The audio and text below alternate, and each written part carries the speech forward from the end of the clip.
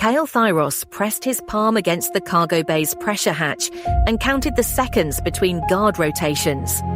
14. Vex had promised him 16.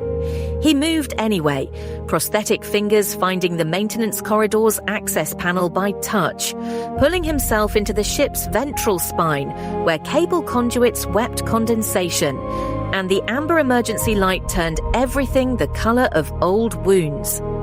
The transport revenant's fist was 3 days out from Aethon Prime, carrying the most dangerous cargo in the galaxy, his father. He had studied the ship's schematics until they lived behind his eyelids. Maintenance corridor to Junction 4. Junction 4 to the atmospheric recycler bypass. Bypass to the holding level. 37 minutes if the patrol gaps held. He moved in silence, counting steps the way his father had taught him, before the old man had taught him anything about pain. 3 systems away, Vex Karen watched green ciphertext scroll across her terminal and pressed her thumb against the console edge hard enough to whiten the nail. She had fabricated the patrol gap using Chorus's own protocols. A maintenance window extended by 11 seconds, cascaded through 3 watch changes. 6 hours, maybe less. She switched to the holding cell feed. Lord Thyros sat in the magnetic locked chair, wrists clamped, head bowed. His implant pulsed amber, then brighter, then white. Behind his chair, faint luminous veins spread along the brushed metal like frost on glass, veins that had not been in the morning's engineering report. On the bridge of the Revenant's Fist, Admiral Koros stood at the central command platform and tried not to look at the holding cell feed on the port display. He failed. Lord Thyros' silhouette sat motionless, but the amber glow of the implant had shifted again, brighter now, bleeding white at the edges. Koros had served House Thyros for 31 years. He had watched Lord Thyros command fleets, negotiate treaties, break men with a sentence. The figure on the screen was wearing the same face, and it was not the same man.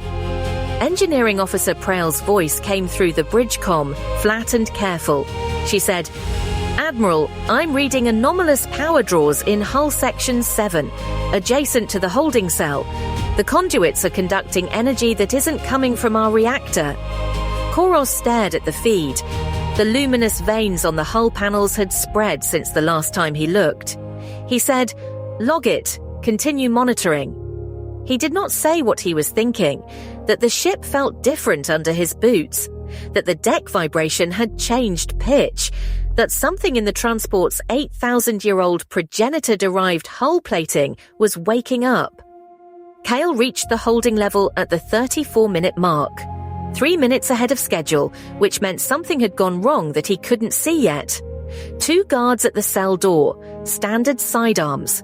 The electromagnetic suppressor in his jacket weighed 400 grams, the product of 6 months of Vex's procurement work. 1 pulse, targeted at the implant's resonance frequency. Silence the signal, clean, operational. He disabled the guards with a neural disruptor, 2 soft clicks, 2 bodies folding, and pressed his father's own override code into the cell door.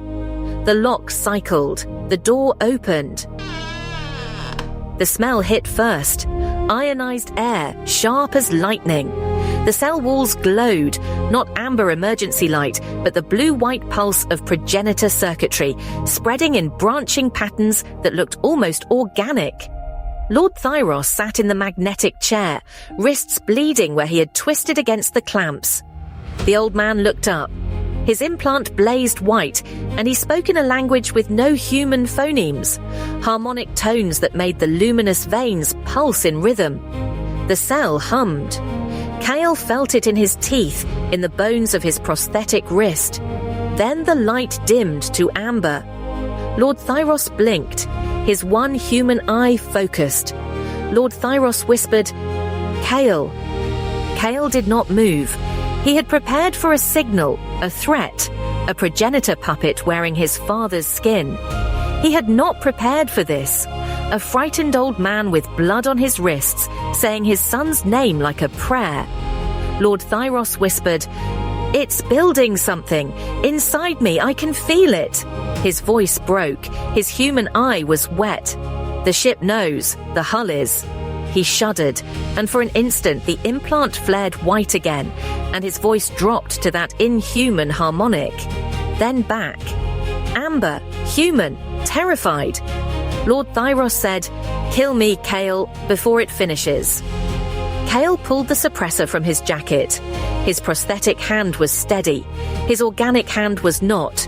He said, "I'm going to silence the implant. Hold still." He pressed the device against his father's temple and activated it. The pulse hit. For one heartbeat, the glow died. Lord Thyros gasped, a drowning man breaking surface. Then the walls answered. Every luminous vein in the cell blazed white. The hull systems absorbed the pulse, redistributed it, fed it back. The implant reignited brighter than before. The suppressor was designed for one node. This was a network. Lord Thyros screamed, not the harmonic tone of the progenitor signal, a human scream, ragged and animal. Then his voice flattened to that layered register, and he spoke a string of progenitor that lasted 11 seconds. The navigation console in the bridge, 3 decks above, generated a heading without anyone touching it. Kael stared at the useless suppressor in his hand. Lord Thyros cycled back. Amber, human. Fewer seconds each time, he said. The heading. It generated a heading. The same coordinates. He coughed blood. The girl is following it. It wants us all in the same place. Kael said, the cradle. Lord Thyros said, it's calling its pieces home. The old lord's human eye found Kael's prosthetic hand. He reached, wrist straining against the magnetic clamp, tendons standing out, blood smearing the metal. His fingers closed around the matte black prosthetic. The living metal seal ring on his right hand pulsed once against the synthetic surface.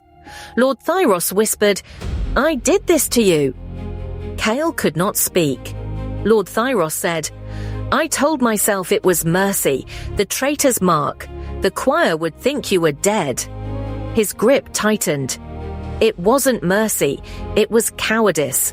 I couldn't protect you, so I cut you loose. I cut you free and told myself it was kindness.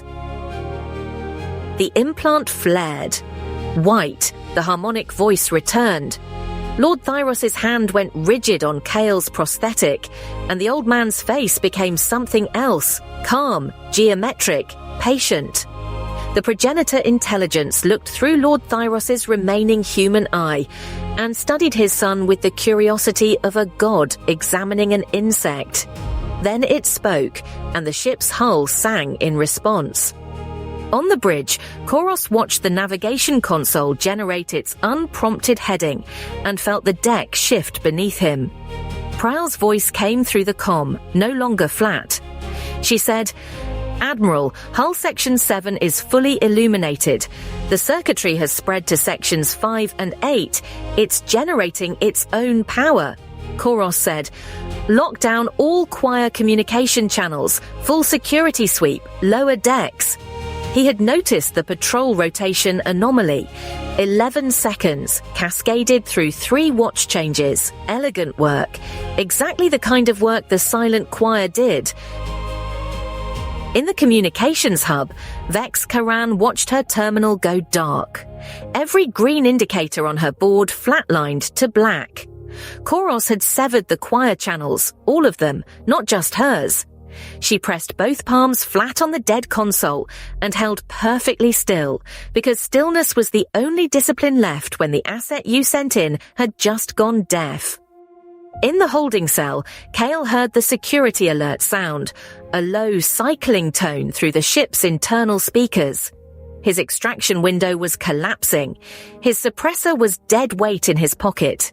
His father was cycling between human and inhuman at intervals that shrank with each pulse.